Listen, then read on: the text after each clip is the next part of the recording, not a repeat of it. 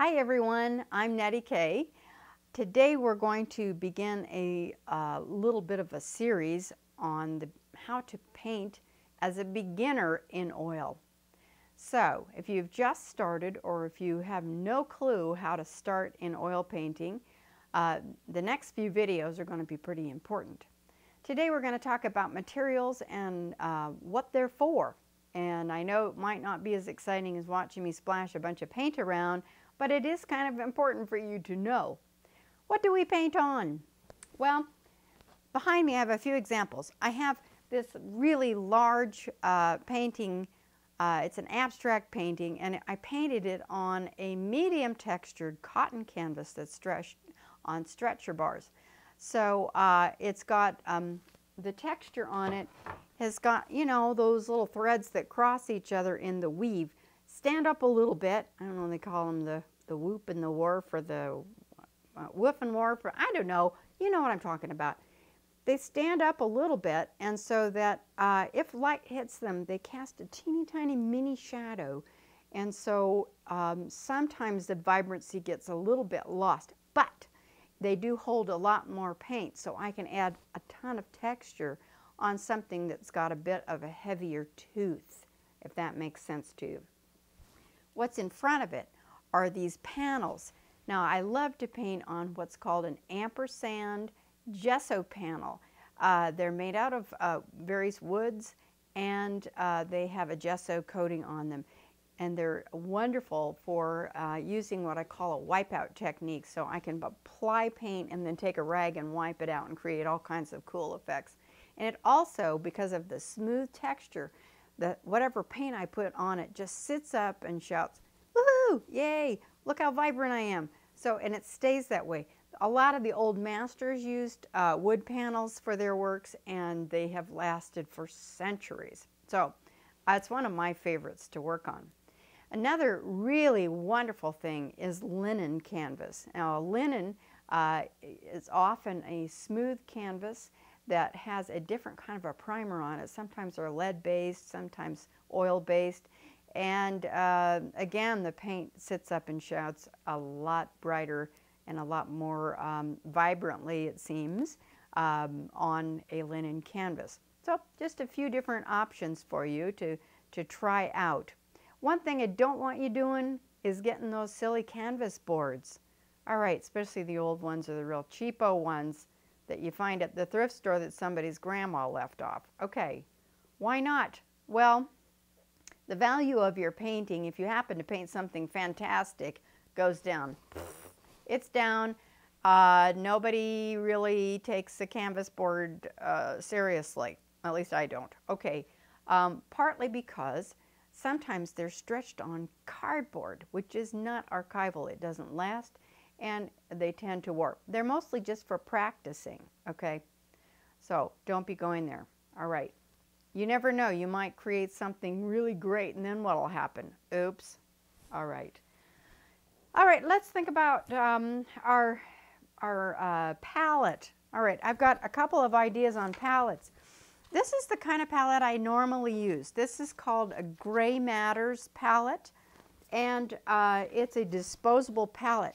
Again, I'm a lazy painter. I do not want to spend most of my time cleaning up the paint after I'm done and scraping it off of a wooden palette. So I use a disposable palette. When I'm done with my paint, I just take a page off and toss it in the garbage, and it works really good. Now I have another option. This is just a piece of acrylic, and sometimes these are kind of cool. This one fits in the curve of my arm. I don't know who made it. I found it at the thrift store. It's about 1/4 of an inch thick in acrylic, and you can put your paint out and hold it out, especially if I'm doing a demonstration in the college or something. But and I lay it down on the table sometimes if I really got a big work. This is a bigger space than my little disposable palette. Okay, brushes.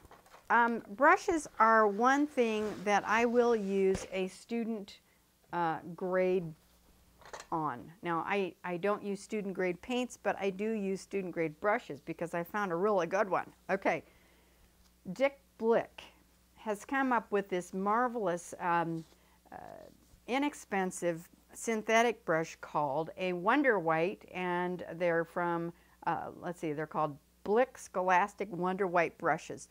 And because I don't want to, again, sometimes I forget, I'll go off and go to bed and forget that I've left the brushes sitting in the thinner. Sometimes I remember that I left them in the thinner and go to bed anyway. Okay, I don't want to have to worry that I've just wrecked a $50 sable brush. I'd rather just kind of risk it sometimes. These are pretty tough brushes. They'll hold up a lot of nights sitting in the thinner. Don't do that at home though. Take good care of your brushes. All right, paints. This is really important. Everybody sit up. Pay attention. There is a difference between brands and grades of paint. Don't go saying, oh, look, there's a cadmium red in this and a cadmium red in that, and one's cheaper, I'm going to get that one. You might end up with what's called a student grade paint. I have made this mistake, and I don't want you making the mistake. My big one was confusing Windsor Newton, which is a really good paint, with Winton paints, which is their student grade paint. Okay, so Winton being the student grade paint is a lot cheaper and comes in bigger tubes. Well, that's really nice, but the Windsor Newton is the professional quality paint.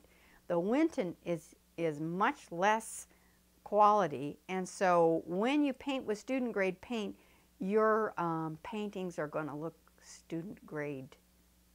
That's just the way it's going to come out. All right, so don't go there. Make sure you get the best that you can afford. There are various ranges of paints. Now, up in the very, very top end, we've got old Holland and Schminke and some of the major old-time European makers of incredible paints. They have a really high density of pigment to oil, and they're ground very, very fine. And so you can spend 50 bucks on a tube this big, and you know, it's a choice, but most of us cannot afford to be doing that, especially if you want to paint big. Ooh. Okay, so what do? I've tried a lot of different brands, and I finally landed on a wonderful paint called from a company called Gamblin. Now, Gamblin has kind of a student grade paint somewhere. I think it's called 1890 or something like that. But the regular Gamblin Artist Oil paints are really vibrant and wonderful, and I've been using them for years. So, and I'm not getting paid for that, okay? Hold on, I'm going to show you too. All right. Here's one of the neat things about these. They come in various sizes. This is a 150 milliliter tube of paint, and I like that because I can get larger. You can even get bigger than this. They come in buckets even. So I prefer them in tubes because they don't dry out as easily. So the other size is a 37 milliliter. And so, oh, this is a Windsor and Newton, not a Winton. A Windsor and Newton 37. And so this is the difference between the two. Okay, that's the two sizes. If you're using something like a cadmium red for, like, you know, cheeks and stuff where you're not using a lot, smaller tube is fine. If you're using a boatload of something like I do with transparent orange, I need the big tube. Okay. So anyway, so we got that. Don't be using student grade paints. Use the best that you can afford, and we'll go from there. All right, what is a medium? A medium, it's not somebody who holds seances. Well, I guess there's that too. A medium, whoa, okay, just a sec. The medium is something that you add to your paint that allows your stroke of paint to go a little bit smoother and a little bit longer, and it can also slow down or speed up the drying time of your paints. Okay, so and it also gives a transparency or translucency to your paint. Okay, old timey-wimey linseed oil and a little bit of thinner was one of the mediums that they used to use. I felt so dumb. When I was younger, I tried to ask my auntie what in the world a medium was for, and she just didn't even know. I mean, she knew, she used it all the time, but she didn't explain it to me. So I'm going to save you the trouble, and I'm giving you permission to ask me any question. No question is dumb. Sorta. Okay. Never mind. Okay. No question that I can think of right now is really a dumb question. So fire away, and I'll do my best to answer any questions that you may have. All right. So this one that I use right now is called Megilp, which I always laugh and think of it as Klingon for the old masters Maroger. All right. I went to a workshop with David LaFell, who is an amazing Renaissance style painter. And as of today, I believe he's still living. And it was a very, very sophisticated workshop in Scottsdale, Arizona. And he was talking about Maroger, la la la. And I was wandering around and came back and said something about the Maroger medium. And he said, "Pardon me?" Of which I went, "Oh, I didn't pronounce that right, did I?" It's like saying Bouger. Okay, you fill in the blanks. Maroger, don't mess that up. Megilp. That's a little different. Okay, so we'll get into that just a little bit more later as we learn how to paint. You put your paint down on your palette. You put a little puddle of this in or a little cup of this in on next to your paints. You dip in your paint, then you dip into your medium, and it just makes the paint go a lot farther along. Okay? All right. What else do you need? Oh, hey, you need paper towels. All right, paper towels. These are Viva paper towels. Not that I'm getting paid by Viva paper towels. Viva has just come out with some different grades of paper towels, so be careful with that. This is the older, more cloth-like paper towels.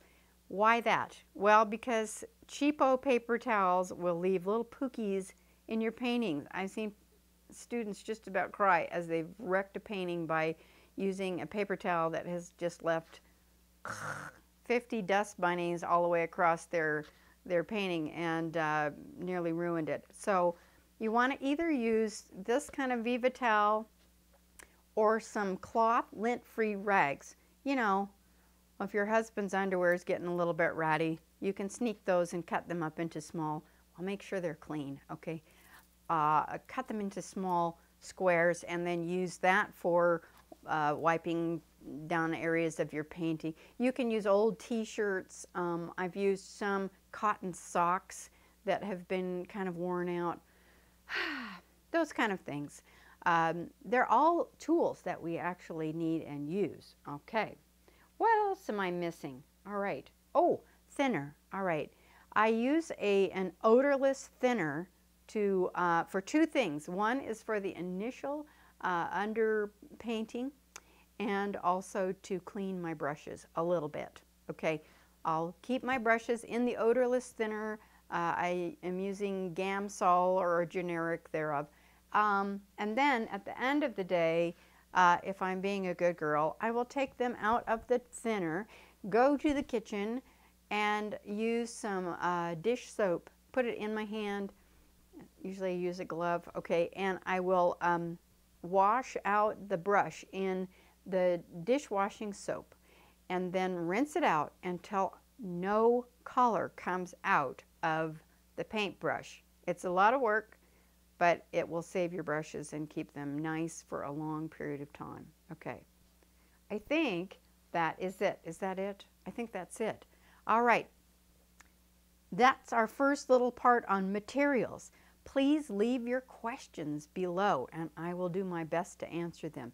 And it would help if you subscribed to my channel, and then you'll know when the next video comes out. You'll be able to catch the second part of this series on how to paint as a beginner in oil. Okay? That's about enough for one little set. I will see you next time very shortly. Thanks so much for watching.